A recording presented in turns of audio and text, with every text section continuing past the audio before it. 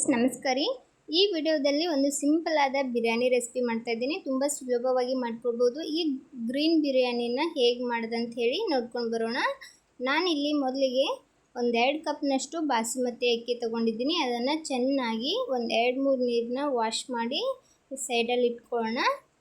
ಈ ಕಡೆ ಒಂದು ಮಿಕ್ಸರ್ ಜಾರ್ ತಗೊಂಡ್ಬಿಟ್ಟು ಆ ಜಾರಿಗೆ ಒಂದು ಸ್ವಲ್ಪ ಪಾಲಕ್ ಸೊಪ್ಪು ಹಾಗೆ ಒಂದು ಹಿಡಿ ಪುದೀನ ಒಂದು ಹಿಡಿಯಷ್ಟು ಕೊತ್ತಂಬರಿ ಎಲ್ಲನೂ ಚೆನ್ನಾಗಿ ತೊಳೆದು ಒಂದೊಂದು ಹಿಡಿ ತಗೊಂಡಿದ್ದೀನಿ। ಹಾಗೆ ಅದಕ್ಕೇನೆ ಒಂದು ಸ್ವಲ್ಪ ಶುಂಠಿನ ತೊಳೆದು ಕಟ್ ಮಾಡಿ ತಗೊಂಡಿದ್ದೀನಿ। ಹಾಗೆ ಖಾರ ನೋಡಿಕೊಂಡು ಹಸಿಮೆಣಸಿನಕಾಯಿ ತಗೊಳ್ಳಿ। ನಾನಿಲ್ಲಿ ಒಂದು 5-6 ಹಸಿಮೆಣಸಿನಕಾಯಿ ತಗೊಂಡಿದ್ದೀನಿ। ಹಾಗೆ ಒಂದು ಗಡ್ಡೆಯಷ್ಟು ಬೆಳ್ಳುಳ್ಳಿನ ಸುಲಿದು ತಗೊಂಡಿದ್ದೀನಿ। ಇವಾಗ ಇದನ್ನು ಚೆನ್ನಾಗಿ ಗ್ರೈಂಡ್ ಮಾಡ್ಕೊಳ್ಳೋಣ। ನೋಡ್ಬೋದು ಈ ಥರ ಪೇಸ್ಟ್ ರೆಡಿ ಆಗಿದೆ। ಇದನ್ನು ಸೈಡಲ್ಲಿ ಇಟ್ಕೊಳ್ಳೋಣ। ಈ ಕಡೆ ಒಂದು ಕುಕ್ಕರ್ಗೆ ಸ್ವಲ್ಪ ಎಣ್ಣೆ ಹಾಗೆ ಒಂದು ಸ್ವಲ್ಪ ತುಪ್ಪ ಹಾಕ್ತಾ ಇದ್ದೀನಿ। ಒಂದು 2-3 ಟೇಬಲ್ ಸ್ಪೂನ್ ಆಗುವಷ್ಟು ತುಪ್ಪನ ಹಾಕ್ಕೊಂಡು ಕೈದ ನಂತರ ಒಂದು 2 ಈರುಳ್ಳಿನ ಈ ಥರ ಉದ್ದುದ್ದಾಗಿ ಕಟ್ ಮಾಡಿ ಸೇರಿಸ್ಕೊಂಡಿದ್ದೀನಿ। ಇದನ್ನು ಚೆನ್ನಾಗಿ ಸ್ವಲ್ಪ ಹೊತ್ತು ಫ್ರೈ ಮಾಡ್ಕೊಳ್ಳೋಣ।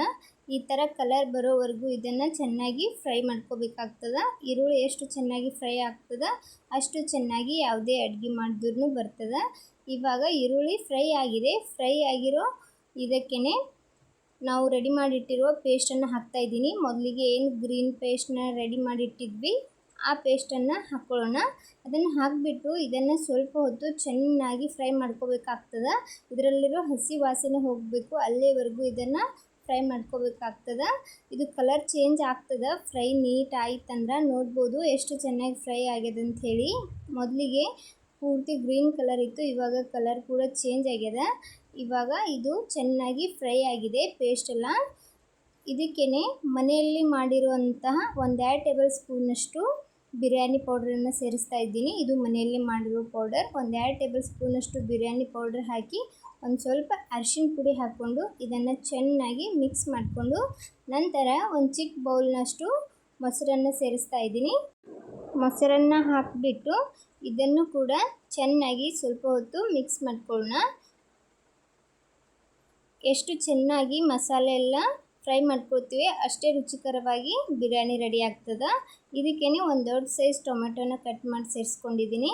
ನಂತರ ತೊಳೆದಿಟ್ಟಿರುವ ಚಿಕನನ್ನು ಹಾಕ್ತಾ ಇದ್ದೀನಿ। ನಾನಿಲ್ಲಿ ಅರ್ಧ kg ಚಿಕನ್ನ ಚೆನ್ನಾಗಿ ವಾಶ್ ಮಾಡಿ ಇಟ್ಕೊಂಡಿದ್ದೆ। ಅದನ್ನು ಈ ಮಸಾಲೆಗೆ ಹಾಕ್ಕೊಂಡು ಇದನ್ನೊಮ್ಮೆ ಚೆನ್ನಾಗಿ ಮಿಕ್ಸ್ ಮಾಡ್ಕೊಳ್ಳೋಣ। ಮಸಾಲೆಯಲ್ಲಿ ಚಿಕನ್ ಚೆನ್ನಾಗಿ ಮಿಕ್ಸ್ ಮಾಡ್ಕೊಳ್ಳೋಣ।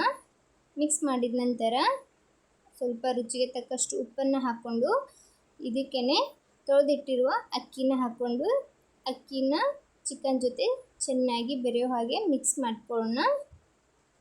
ಎಲ್ಲನೂ ನಿಧಾನವಾಗಿ ಚೆನ್ನಾಗಿ ಮಿಕ್ಸ್ ಮಾಡ್ಕೊಂಡ ನಂತರ ಇವಾಗ ಇದಕ್ಕೆ ಎಷ್ಟು ಬೇಕು ಅಷ್ಟು ನೀರನ್ನು ಹಾಕ್ಕೊಳ್ಳೋಣ।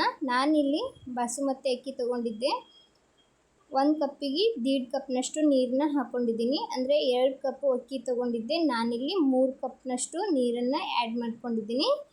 ಲಾಸ್ಟಲ್ಲಿ ಸ್ವಲ್ಪ ಪುದೀನ ಕೊತ್ತಂಬರಿನ ಕಟ್ ಮಾಡಿ ಹಾಕ್ಕೊಂಡು ಒಂದು ಸ್ವಲ್ಪ ಬಿರಿಯಾನಿ ಪೌಡರ್ ಹಾಗೆ ಒಂದು 2 ಟೇಬಲ್ ಸ್ಪೂನಷ್ಟು ತುಪ್ಪನ ಸೇರಿಸ್ಕೊಂಡಿದ್ದೀನಿ। ಇದೆಲ್ಲ ಹಾಕ್ಕೊಂಡು ಇವಾಗ ಕುಕ್ಕರ್ನ ಮುಚ್ಚಿ ಒಂದು 2 ವಿಜಿಲ್ ಕೂಗಿಸೋಂದ್ರೆ ಸಾಕು, ಜಟ್ಪಟ್ಟಾಗಿ ಮಾಡ್ಕೊಳ್ಳುವಂಥ ಬಿರಿಯಾನಿ ರೆಡಿ ಆಗ್ತದೆ। ತುಂಬ ಬೇಗನೆ ಇದನ್ನು ಮಾಡ್ಕೊಳ್ಬೋದು। ನೋಡ್ಬೋದು ರೆಡಿ ಆಗ್ಯದ। ಇದನ್ನು ಒಂದು ಬೌಲ್ಗೆ ಸರ್ವ್ ಮಾಡ್ಕೊಳ್ಳೋಣ। ಚಿಕನ್ ಸಹ ತುಂಬ ಚೆನ್ನಾಗಿ ಬೆಂದಿತ್ತು। ನೀವು ಸಹ ಒಮ್ಮೆ ಈ ಥರ ಟ್ರೈ ಮಾಡಿ ಹೇಗಾಗಿತ್ತು ಅಂತ ಕಮೆಂಟ್ ಮಾಡಿ। ನೋಡಿದ್ರಲ್ಲ ಎಷ್ಟು ಬೇಗನೆ ಒಂದು ಸಿಂಪಲ್ ಆದ ಚಿಕನ್ ಬಿರಿಯಾನಿನ ಮಾಡ್ಕೊಳ್ಬೋದು ಅಂತ ಹೇಳಿ। ಈ ರೆಸಿಪಿ ನಿಮಗೆ ಇಷ್ಟ ಆಗಿದ್ದರೆ ಒಂದು ಲೈಕ್ ಕೊಡಿ। ಹಾಗೆ ಇದೇ ಥರದ ಇನ್ನಷ್ಟು ರೆಸಿಪಿಗೋಸ್ಕರ ರಮ್ಯಾ ಮನೆ ಅಡುಗೆ ಚಾನಲನ್ನು ಸಬ್ಸ್ಕ್ರೈಬ್ ಮಾಡ್ಕೊಳ್ಳಿ। Thanks for watching video.